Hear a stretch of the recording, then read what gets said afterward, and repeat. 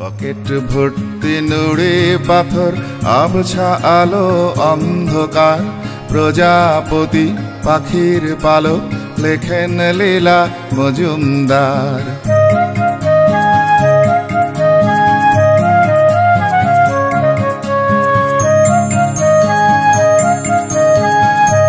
ঢুকলেই আপনার এই সামনে দেখতে পাবেন লীলা মজুমদারের একটা ছবি।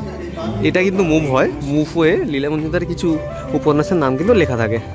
যে পাশে যে বাড়িগুলো ছিল, বাড়িগুলো কিন্তু কালার করে দেওয়া আছে, অসম্ভব সুন্দর। আর এর মধ্যে প্রত্যেকটা লীলা মজুমদার উপন্যাসের নাম লেখা আছে। জুম করে দেখাচ্ছি, প্রত্যেকটা উপন্যাসের নাম লেখা আছে। এটাও কিন্তু অনির্বাণদার একটা অসামান্য সৃষ্টি। এখানেও কিন্তু আপনারা লাইভ পারফরমেন্স দেখতে পাবে, পরে সেটাও দেখাচ্ছি।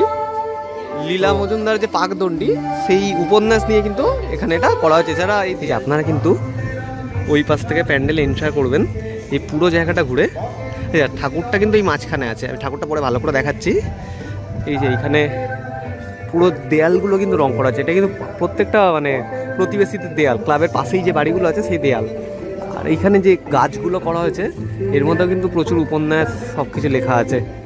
উপন্যাস বলবো না, উপন্যাসের যে ছোট ছোট অংশ, তো সেগুলোই হাইলাইট করে করা আছে।